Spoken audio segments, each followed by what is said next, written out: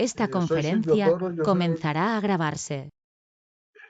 soy el gerente general técnico de Flotec International Agency y permítame hacer esta presentación de un comparativo de los sistemas de expansión directa inundados o sobrealimentados o recirculados con amoníaco.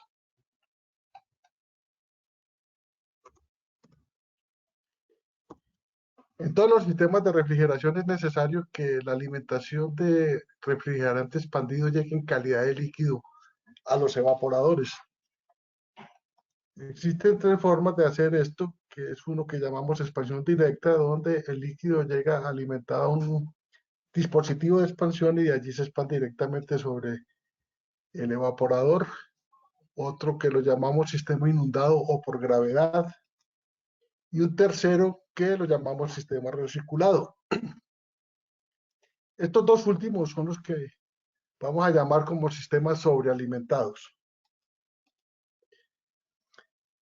Quiero mirar un poquito el diagrama presión-entalpía, donde vamos a hacer representativamente la compresión adiabática, la condensación, la expansión y luego la evaporación.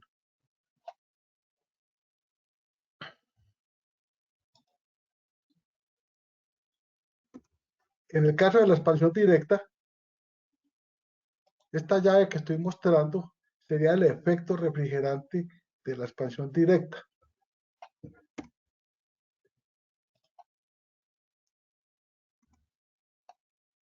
Y para el caso de sobrealimentado, se crece un poco el efecto refrigerante, pero la parte interesante es que en el diagrama no se está cambiando el trabajo del compresor, no se está trabajando, no se está cambiando el trabajo del condensador, sino que simplemente estamos coayudando a que haya un crecimiento del efecto refrigerante sin que cambie el trabajo del compresor. Por tanto, energéticamente, aquí podemos valorar que la eficiencia, el COP del sistema comparado a expansión directa con el sobrealimentado aumenta.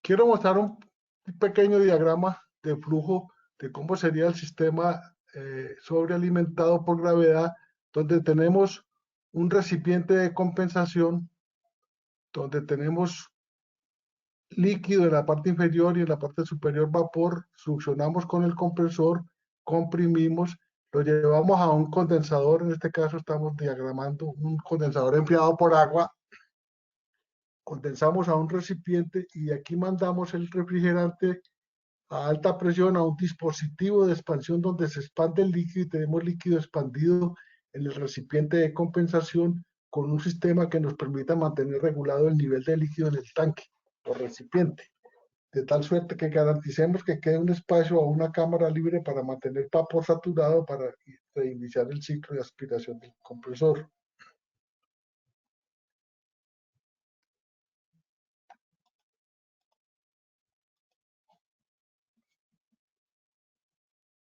Quiero mostrar un pequeño diagrama de fluido como es, donde tenemos la alimentación de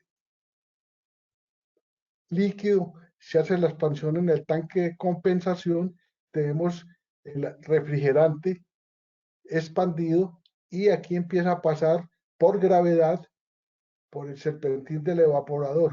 Adrede he hecho unas pequeñas burbujas verdes grandes, que es la parte de vapor que se va generando al paso del refrigerante por el serpentín del evaporador. Pero una parte de este refrigerante retorna en calidad de líquido al tanque de compensación y vuelve a recircularse por el serpentín. Y la parte que se evapora se va al compresor. Por tanto, lo llamamos sobrealimentado, es que en el evento de que entra una cantidad de refrigerante al serpentín, una parte del refrigerante hace el efecto refrigerante evaporándose y otra retorna al tanque de compensación. Por tanto, estamos enviando más refrigerante del que se puede expandir o evaporar, perdón, del que se puede evaporar en el evaporador, valga la redundancia, por eso se llama sobrealimentado.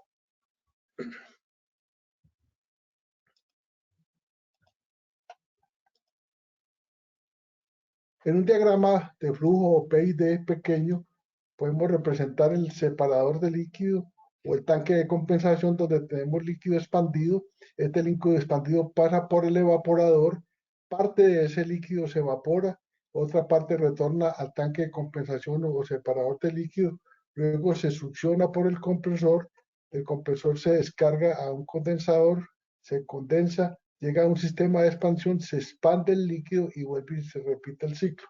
Este sería como el diagrama básico de un sistema alimentado por gravedad o inundado. Lo llamamos inundado por el hecho de que el evaporador en gran parte está inmerso internamente con líquido de refrigerante.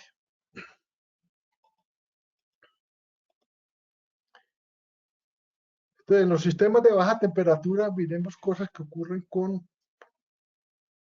el manejo de los refrigerantes y hablo un poco de los halocarburos, pero no se usa mucho en halocarburos porque se presentan ciertos problemas.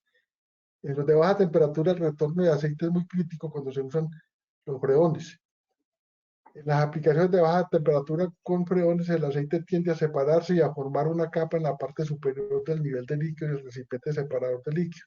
Por tanto, el retorno de aceite desde ese punto hacia el compresor hay que tenerlo controlado y a veces se dificulta. Eso hace que los diseñadores no recurran mucho a estos sistemas cuando usan freón. En cambio, con el amoníaco, el problema es más trivial porque el aceite primero no es miscible con el amoníaco y es más denso que el amoníaco y tiene de forma de depositarse en la parte inferior de la pierna que alimenta el sistema. Lo que yo llamo pierna es un tubo que está por debajo donde podemos atrapar en esta parte el aceite y retirarlo con purgas de amoníaco, del sistema de amoníaco. Entonces, en los evaporadores el aceite puede contribuir a contaminar los evaporadores y por tanto a disminuir el área de transferencia generando problemas de manejo de carga frigorífica.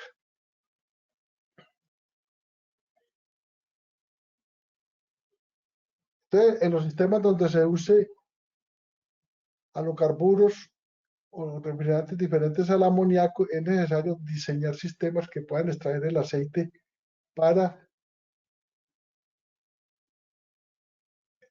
mantener limpio o libre de aceite los evaporadores. Eso hace que no sea muy utilizado, como lo dije anteriormente. Por tanto, debido a este problema del aceite, los sistemas inundados no son del agrado de los proyectistas de sistemas de refrigeración. Como lo dije anteriormente, el aceite no es miscible con el amoníaco y se separa, dando la posibilidad de que lo podamos eliminar del sistema fácilmente, acumulándolo en la parte inferior de la tubería o pierna de alimentación de los evaporadores y extraerlo de allí sin que tengamos problemas con la operación del equipo y con la contaminación de las superficies de transferencia de calor del evaporador.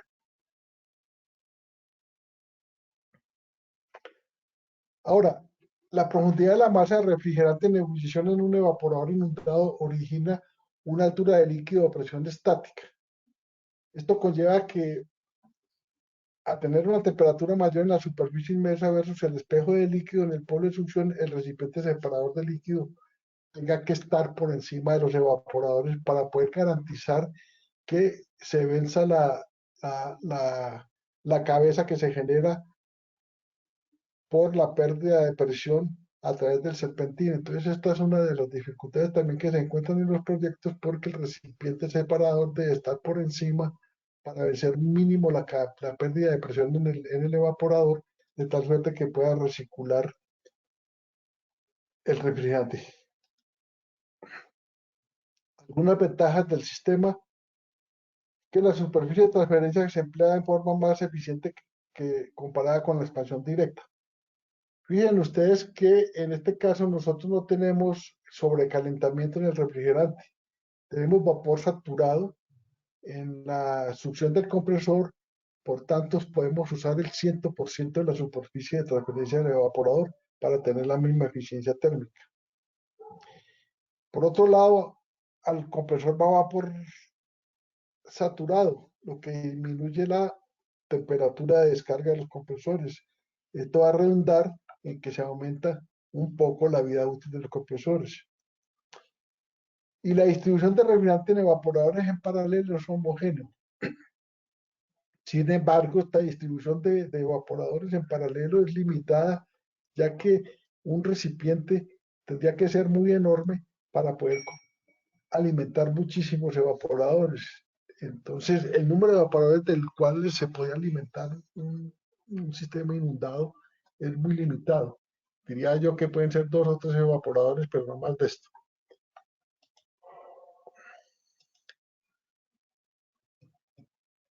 Desventajas comparadas con el sistema de expansión directo. Los métodos de descarga por gas caliente son mucho más complicados de controlar que en la expansión directa. El costo inicial de la instalación es más elevado. Se requiere mayor cantidad de refrigerante por el sistema comparada con la expansión directa. El otro problema que vimos es la acumulación de aceite en los evaporadores y en este sistema está muy limitado el número de evaporadores por tanque compensador versus sistema recirculado, por ejemplo, con bomba.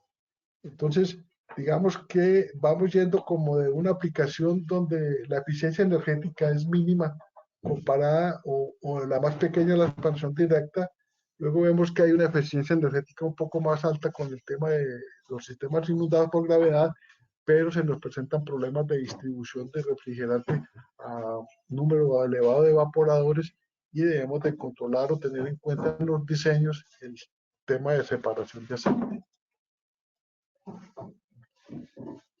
El sistema de recirculados, hay una definición que debemos tener, es que los sistemas sobrealimentados o recirculados son aquellos en que la alimentación de líquido en exceso a los evaporadores se lleva a cabo mecánicamente con bombas o por medio de presión de gas, en forma organizada y separando el líquido del vapor. Ahí está el quid de cómo es un recirculado.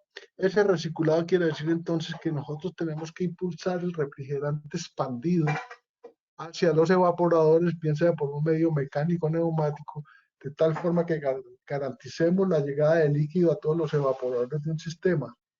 Y luego debemos de tener en cuenta que hay que separar el líquido del vapor una vez se haya cumplido el paso del refrigerante a través de los evaporadores. Si se acuerdan de la gráfica anterior, es muy parecido el diagrama que estamos viendo, pero solo que aquí estamos incluyendo una bomba. Entonces, el trasiego del refrigerante en el sistema de refrigeración sigue siendo el mismo, pero aquí hemos integrado una bomba que hace que succione el líquido del tanque de compensación y luego lo impulse a través del serpentín y lo retorne al tanque. Este es lo que llamamos sistema recirculado con bomba. ¿Cuál es la diferencia comparada con el otro? Simplemente que estamos mandando más refrigerante y controlada la cantidad de refrigerante a través del serpentín evaporador.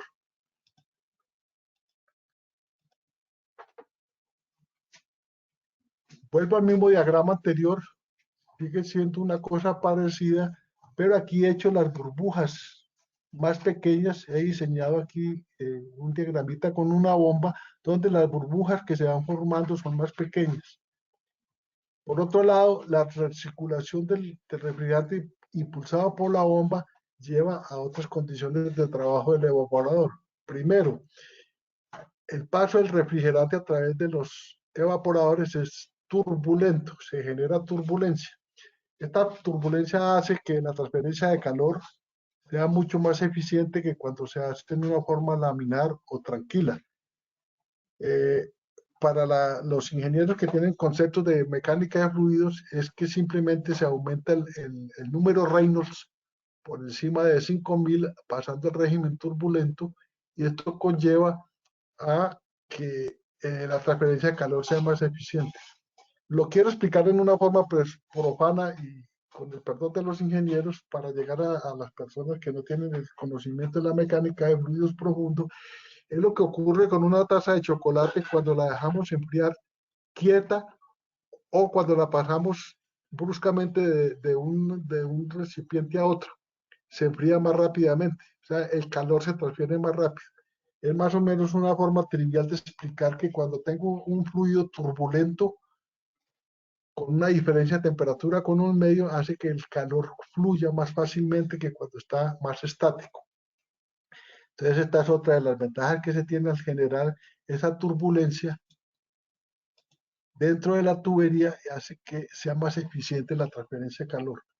Luego en el tanque compensador vuelve y ocurren varios fenómenos. Primero la separación del líquido del vapor y estamos garantizando que vaya al compresor solamente vapor saturado. Debemos de considerar que en el diseño de estos recipientes habrá que insertar dispositivos que garanticen de que nunca vaya a pasar líquido hacia el compresor. Sin embargo, este espacio que se genera en la parte superior de los recipientes es la primera garantía de que únicamente el vapor va a pasar hacia el compresor. Por diferencia de densidad, el líquido tiende a depositarse en la parte inferior del recipiente y el vapor, por ser menos pesado, a tender hacia la parte superior, que es la facilidad de que sea succionado. Sin embargo, gotas de líquido pueden ser atrapadas en el vapor y por velocidad de arrastre y eso podría llegar al compresor. Por tanto, el recipiente no es simplemente un tubo, una carcasa, sino que tendrá que tener unos dispositivos internos que permitan que la separación del líquido del vapor sea total.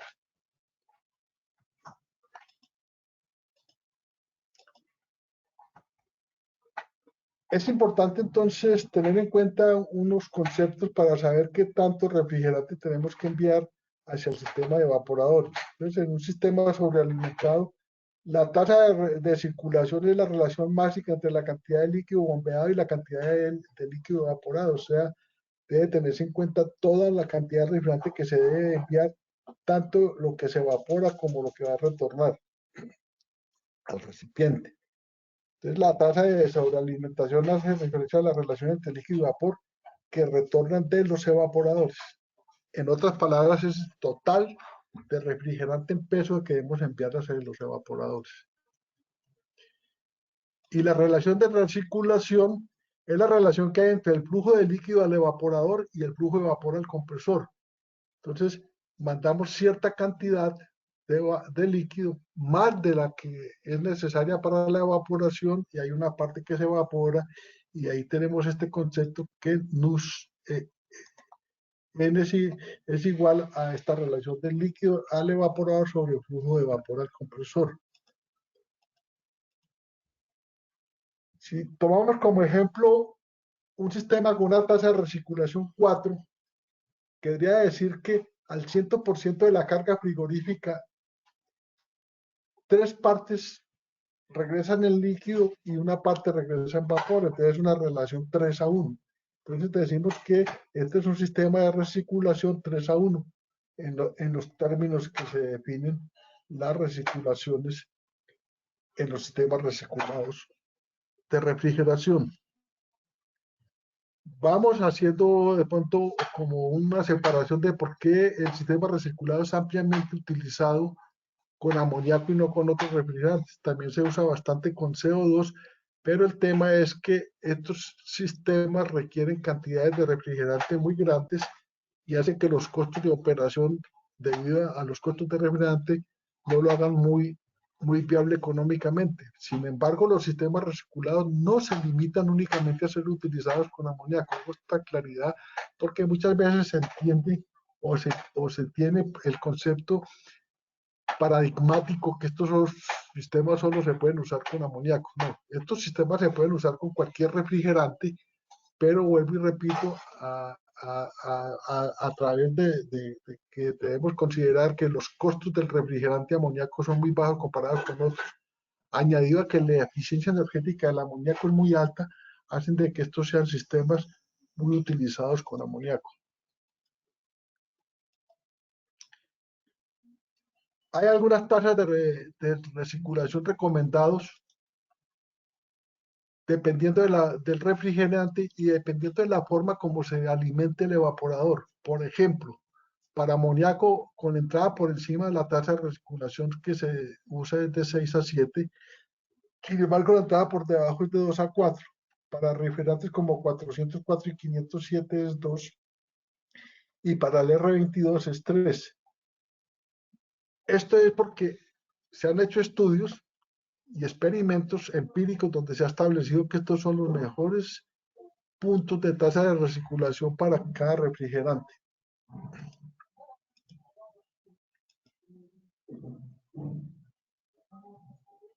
Aquí los dos gráficos que vimos anteriormente los muestro donde el sistema de recirculación es el mismo, tiene un recipiente compensador, un serpentín evaporador, una entrada de líquido, pero la diferencia entre el inundado por gravedad es que no tiene bomba y en el recirculado sí se tiene una bomba. Por tanto, aquí controlamos la cantidad de refrigerante que obligamos a pasar por el serpentín y aquí dependemos únicamente de la presión estática que vence el paso del refrigerante por el evaporador y luego las burbujas, adrede las dibujé, unas más grandes y otras más pequeñas, porque a medida que aumentamos la turbulencia, garantizamos que la superficie transferencia de calor interna de las tuberías del intercambiador estén inmersas en líquido y permiten una mejor transferencia de calor debido precisamente a la misma turbulencia. Ahora, entonces se pensaría que muchas veces si tenemos una relación de circulación, una tasa muy alta, el efecto refrigerante sería mejor, pero no es del todo cierto. Me he encontrado muchas veces con exigencias de proyectos donde piden una tasa de recirculación 10 a 1, 8 a 1 o cosas por el estilo, y para ser usadas con amoníaco. Sin embargo, la cosa no es así de fácil porque en un experimento que llamo el experimento de Weil, que es empírico, se llegó a la conclusión de que comparando la expansión directa con la eficiencia o el porcentaje que se podía lograr de aumento de un evaporador, encontró que con una tasa de recirculación, aquí vemos con una tasa 2, puede tener un 15% por encima de expansión directa, con una tasa de 4 puede llegar al 27-30%, pero a medida que aumenta la tasa de recirculación, la curva de eficiencia tiende a ser asintótica y a disminuir. Por tanto, la zona donde se tiene la mayor eficiencia energética del sistema versus el desplazamiento del evaporador está entre 3 y 4. Entonces es muy común usar sistemas 3 a 1 o 4 a 1, que es que está en esta zona de la curva donde se tiene la máxima eficiencia. Si se hiciera con menos recirculación, tendemos a pasar a la expansión directa, y si hiciera con más, simplemente estamos pasando más exceso de refrigerantes, mayor consumo energético de la bomba para bombear más refrigerante, pero no estamos logrando ningún incremento en la potencia frigorífica. Entonces, este valor y esta curva se ha hecho para los diferentes refrigerantes y se encontró la relación dependiendo de las condiciones físicas del refrigerante, y por eso se sacó la tabla anterior.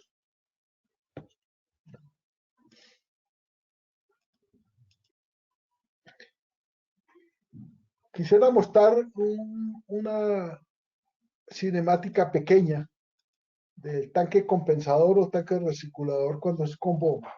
Lo primero es que se tiene el recipiente como tal donde está contenido el refrigerante expandido. Y ese refrigerante expandido se tiene en gran cantidad depositado en el recipiente. Esto tiene una enorme ventaja. Primero, al yo tener una cantidad grande de refrigerante expandido dentro de un recipiente, esto me da una garantía de mantener unas condiciones estables y permanentes en el evaporador. Por tanto, las condiciones de regulación de temperatura son exactas, son finas. Esta es una de las enormes ventajas que se tiene con los sistemas recirculados, porque podemos controlar las temperaturas con unos diferenciales muy chicos.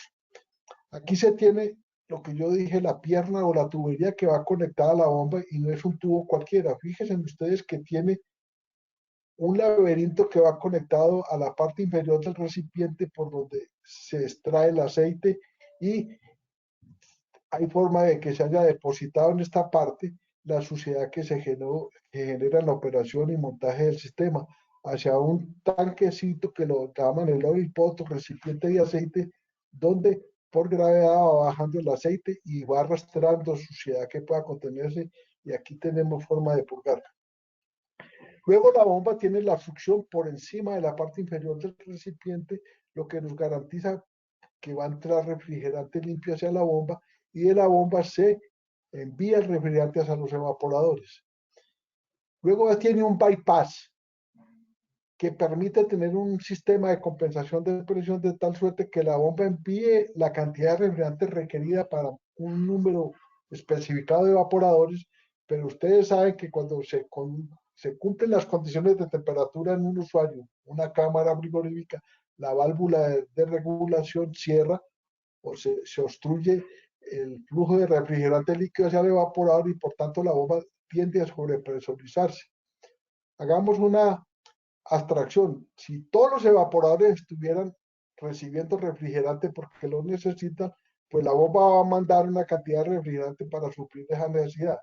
Pero si todos los evaporadores no necesitan refrigerante, entonces la bomba seguiría trabajando, y por un sistema de compensación de presión abrimos el bypass y recirculamos el refrigerante dentro del recipiente de recirculación, de tal suerte que mantenemos la bomba operando permanentemente. En el evento que abra cualquiera de las necesidades de líquido para un evaporador, la bomba está predispuesta para que si hay una caída de presión en esta tubería, inmediatamente el bypass me lo compensa y me da la opción de alimentar inmediatamente con líquido a ese evaporador.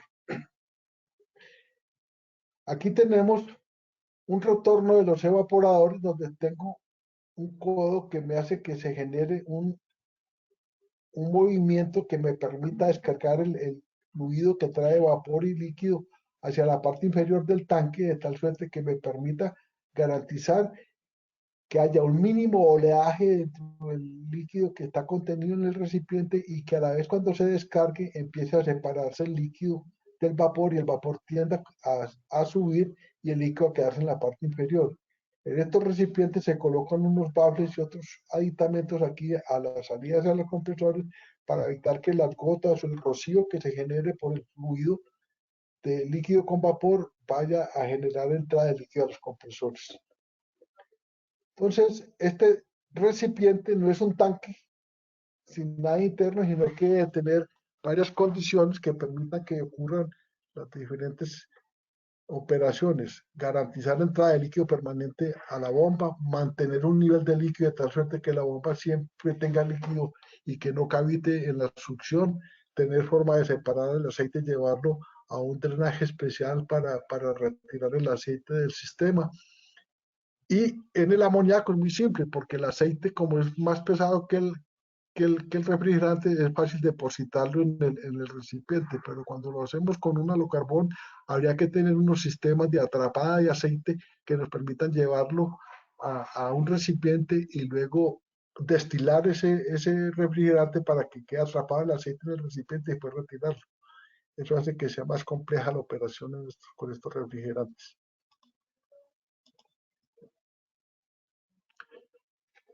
Entonces, las funciones del recipiente compensador en los sistemas recirculados son varias. Aquí algunas de ellas. Primero es contener el refrigerante expandido. Ese de contener el refrigerante expandido entonces es importante porque hacemos la expansión para una condición de temperatura mínima. ¿Qué quiere decir esto? Que yo en este sistema recirculado puedo conectar diferentes evaporadores con diferentes temperaturas, pero se hace necesario que el recipiente expandido y contenido en el recipiente esté a la temperatura mínima del sistema.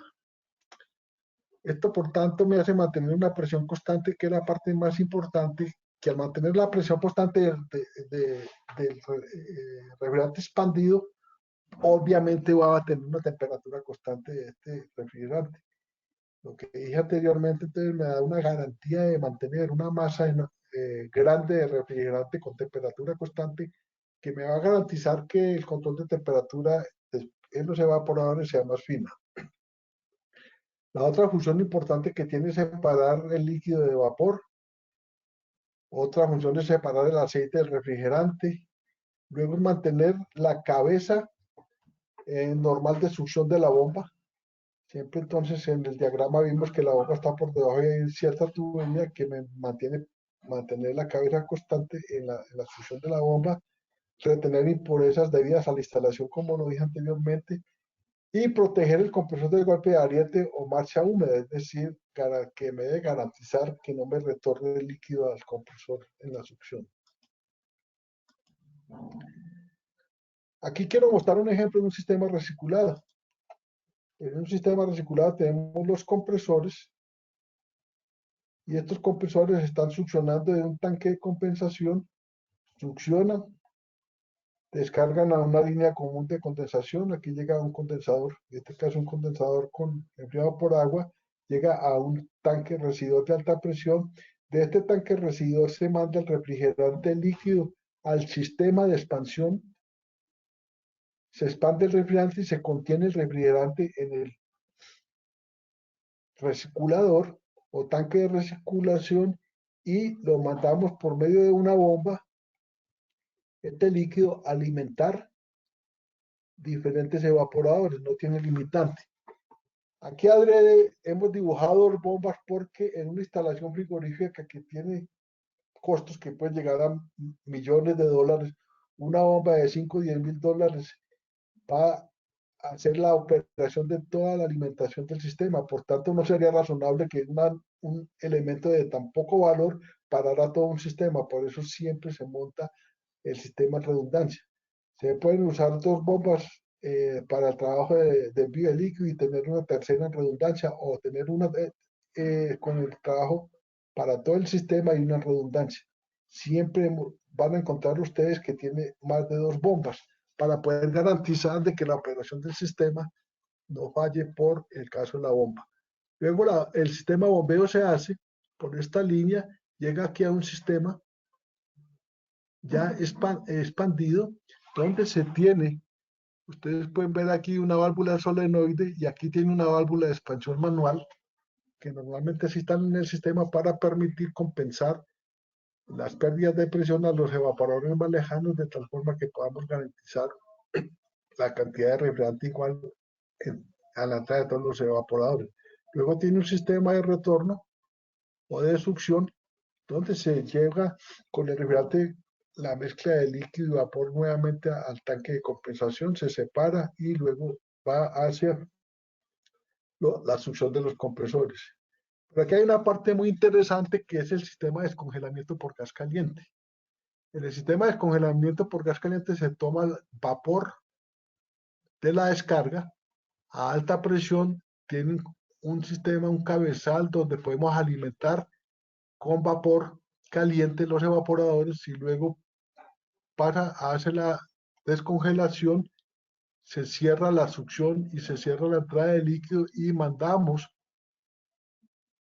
a través de este sistema el retorno del condensado que se genere en la descongelación y retornamos esta mezcla de refrigerante líquido y vapor al tanque de compensación.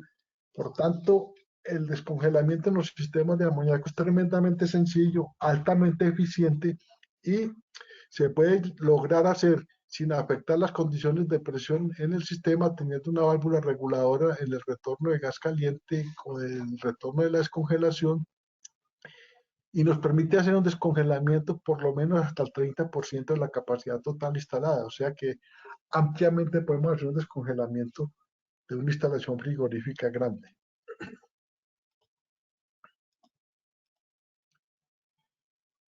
¿Qué ventajas tiene el sistema reciculado? Entonces, una de las ventajas es el uso más efectivo de la superficie de transferencia. El vapor que entra al compresor se encuentra próximo al vapor saturado, parecido al sistema inundado por gravedad. El control de alimentación de líquidos se efectúa por medio de una válvula única. Esto es importantísimo. Es decir, si tuviéramos esto comparado con el sistema de expansión, 20 evaporadores serían 20 sistemas de expansión para controlar. Aquí solamente con un sistema de expansión podemos controlar los 20 evaporadores. Lo otro es que las válvulas de control de los evaporadores operan con presión constante a lo largo del año. Aquí no nos importa el cambio del medio ambiente de temperatura, si aumenta o disminuye la temperatura del medio ambiente. Siempre estamos garantizando que la calidad del líquido que le está llegando al evaporador es la misma a lo largo del año. Lo otro es que mediante controles sencillos se logra un descongelamiento con gas caliente en los sistemas de amoníaco, como lo vimos en la gráfica que presenté anteriormente. Lo otro es que el vapor resultante por estrangulamiento en la línea de líquido de alta se elimina en el recipiente de baja. Excelente que esto ocurra desde el punto de vista energético. Lo dije y aquí vuelvo y lo repito, que las temperaturas son estables en los evaporadores y finalmente la garantía de operación de los compresores libres de líquido en la succión. Esto siempre y cuando obviamente el sistema esté operando con los niveles de refrigerante controlados, que el nivel de refrigerante dentro del recipiente sea controlado, que se mantenga las condiciones de retorno de líquido desde los evaporadores hacia el sistema del tanque controlado. Obviamente todo tiene que tener control, pero todo en orden garantiza que hay una marcha seca del compresor. Otra ventaja es que el funcionamiento es automático y sencillo, es fácil de centralizar, permite que el manejo de los evaporadores esté completamente libre de aceite. Cuando estamos impulsando la mezcla de refrigerante, líquido y vapor por el evaporador, las trazas de aceite que lleve contenidas al refrigerante, la bomba los impulsa y los retira desde los evaporadores a los tanques de compensación. Admite una cantidad grande de evaporadores por tanque de compensación, es decir, teóricamente no hay limitante, pero digamos que se puede suplir cualquier cantidad de evaporadores dentro de las instalaciones normales de refrigeración. Pues, normalmente no pasan de 100 evaporadores, a todo se puede alimentar con un solo tanque. Muchas veces cuando las diferencias de temperatura en los proyectos de instalaciones frigoríficas requieren que hayan diferencias muy enormes, por ejemplo, si se tienen cámaras de refrigeración, cámaras de congelación y túneles de congelación, se usan sistemas reciclados por rangos de temperatura para facilitar la automatización. Pero cuando se tienen, por ejemplo, cámaras con temperaturas cercanas, por decir algo, entre -5 y 5 grados centígrados, podría usarse un solo sistema de circulación para ese caso.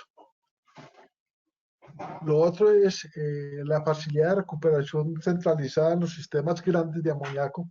Permite que tengamos el aceite que se separa en los cambios de estado, especialmente en la evaporación, ubicado en un punto donde lo podamos extraer automáticamente y retornarlo después de recuperarlo, reciclarlo hacia los compresores, que es el sitio donde debe permanecer el aceite en una instalación frigorífica. Sin embargo, nada es gratis en esta vida. No todo pueden ser ventajas. Obviamente tendrán que tener algunas desventajas los sistemas reciclados versus los sistemas de expansión directa o versus los sistemas de inundados por gravedad. Algunas de esas desventajas es, y la que más pesa de pronto en un momento dado, es la carga mayor de refrigerante. Es decir, para poder tener los recipientes con la cantidad de refrigerante líquido contenido se requiere muchísimo más refrigerante comparado con un sistema de expansión directa. Entenderán ustedes que, por ejemplo, en el caso de las tuberías de succión se está retornando 3 o 4 partes de líquido para una evaporación, por tanto las tuberías de succión son de mayor diámetro. En las líneas de líquido se requieren aislamientos, entonces esto hace que sea una desventaja.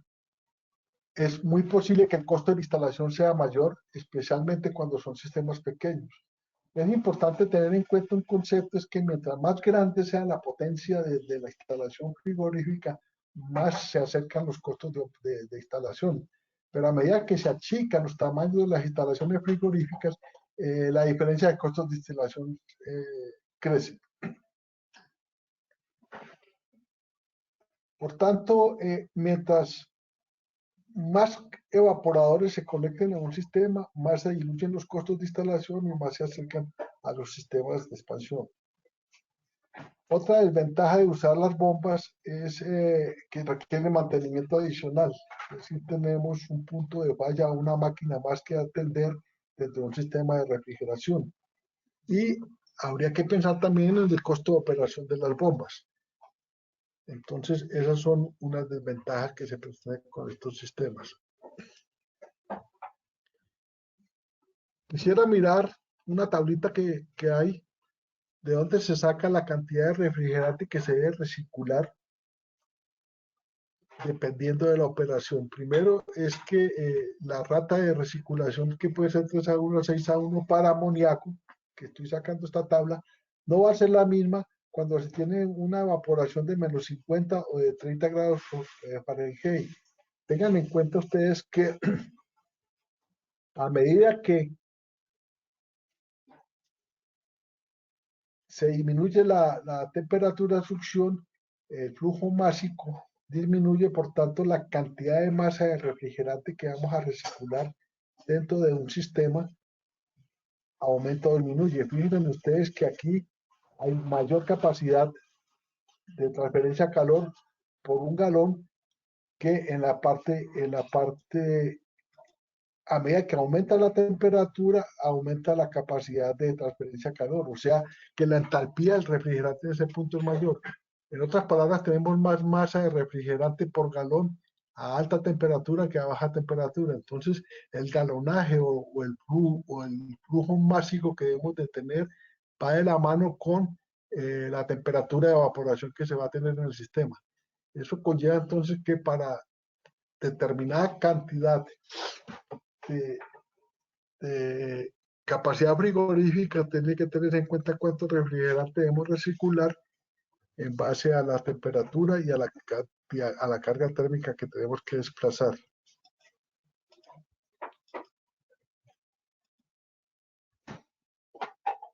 Adelante decíamos que la alimentación de los evaporadores puede ser por encima o por debajo. Quiero explicar qué es la alimentación por abajo. Es donde el refrigerante líquido entra por la parte inferior del serpentín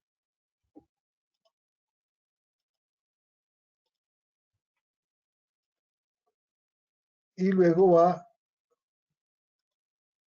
hacia el tanque recirculador. Entonces se está alimentando por la parte inferior, hace el trasiego de refrigerante y sale por la parte de arriba. En el caso contrario, la alimentación por encima, el líquido entra por la parte superior, entra al evaporador y retorna al recirculador. Aquí inmediatamente los que me están oyendo me imagino que les nace la pregunta, ¿y dónde usar un evaporador o dónde usar otro? Realmente no hay una condición técnica muy clara donde se diga qué evaporador se debe usar en un lado o en otro. Sin embargo, me disculpan, tengo aquí una falla.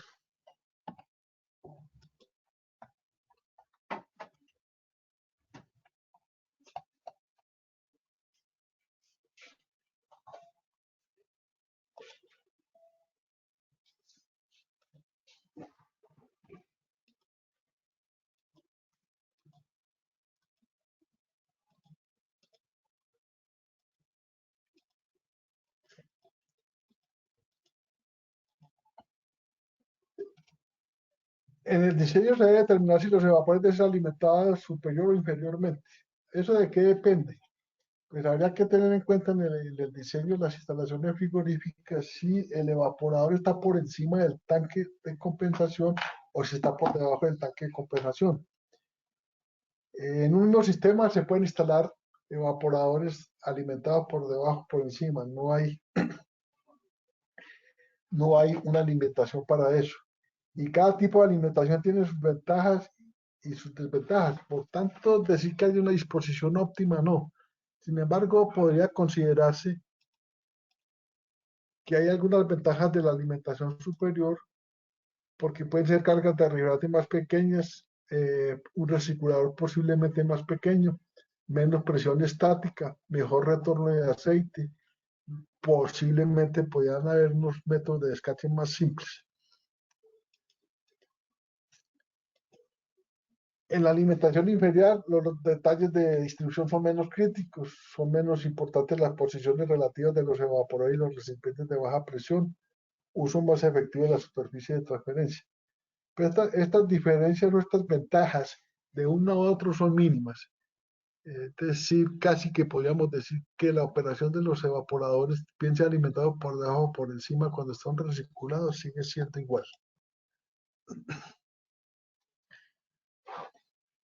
Ahora, en los diagramas PID se pueden utilizar diferentes sistemas de alimentación para suplir las necesidades del proyecto. En otras palabras, el uso de diferentes sistemas no es excluyente.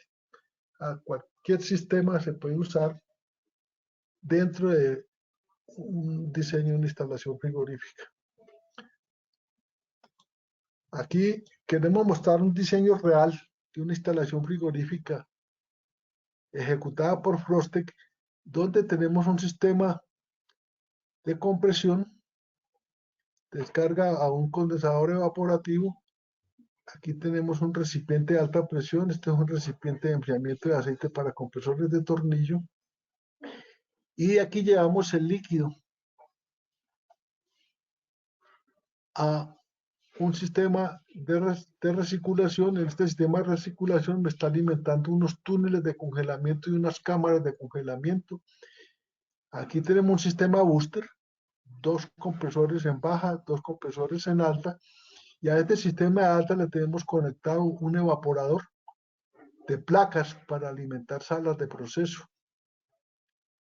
Estas bombas de recirculación son recirculación para el circuito secundario, donde el enfriamiento de las salas de proceso lo estamos haciendo con una mezcla eutéctica, y aquí tenemos un evaporador de amoníaco que estamos conectándolo al sistema de retorno hacia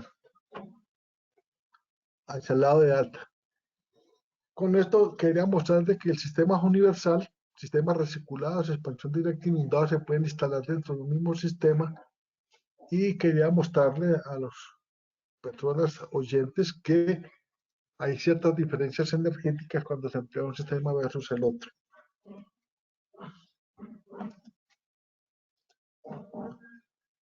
Muchas gracias por su atención.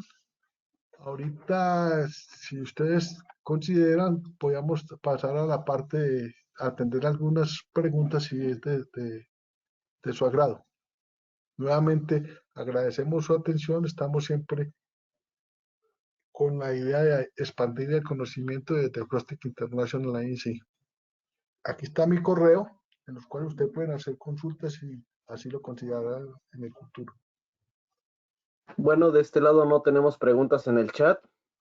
Si alguien gusta agregar una pregunta o también puede activar su audio para realizar alguna pregunta, con muchísimo gusto tienen la posibilidad de hacerlo.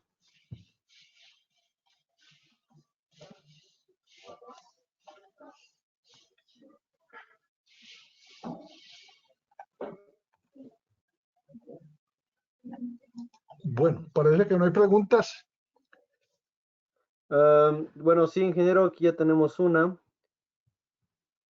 Me dice Juan Prado, una pregunta, ¿qué se entiende por evaporador híbrido?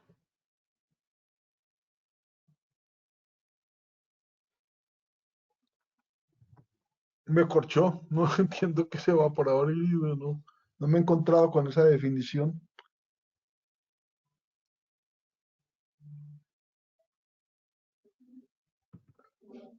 Esa pregunta me tocaría investigarla, pero no, es primera vez que oigo ese término.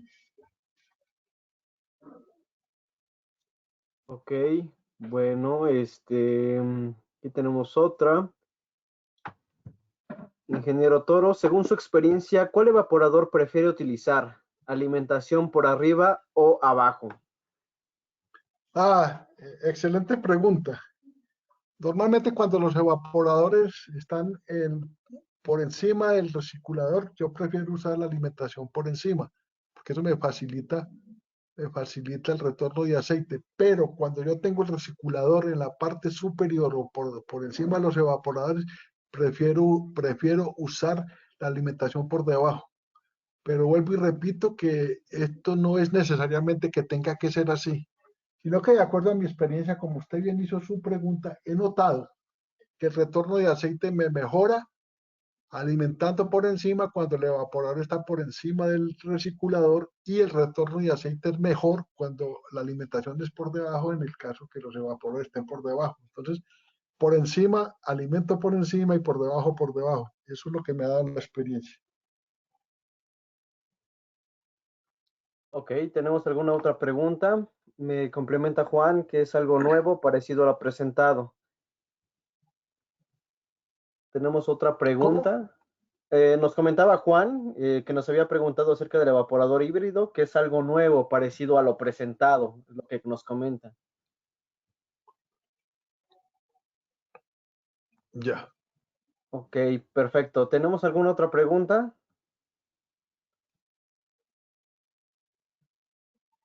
Por lo mientras, nada más tengo una pregunta de mi parte, si me pueden ayudar, oyentes. Mario, ¿me puedes agregar tu apellido, por favor? También tenía uno que se registró como Compu. Si igual el usuario Compu se puede registrar con su nombre y apellido.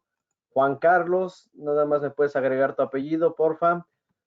Y tengo 3 usuarios llamado persona que se llama 030405. Igual si ellos pueden dejarme por favor su nombre y correo, digo su nombre y apellido para poderlos identificar y poderles compartir el material, se los agradecería bastante. ¿No hay preguntas adicionales? No, creo que no. Creo que no, ingeniero, eso es todo.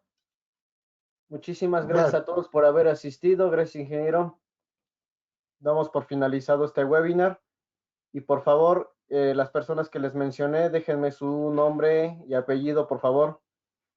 Y sí, con gusto les voy a compartir la información que acabamos de ver para que lo puedan, también las personas que llegaron un poquito tarde lo puedan revisar. No, no hay más preguntas, ingeniero. Damos por finalizado. Muchísimas gracias a ok, todos. hasta luego. Hasta luego.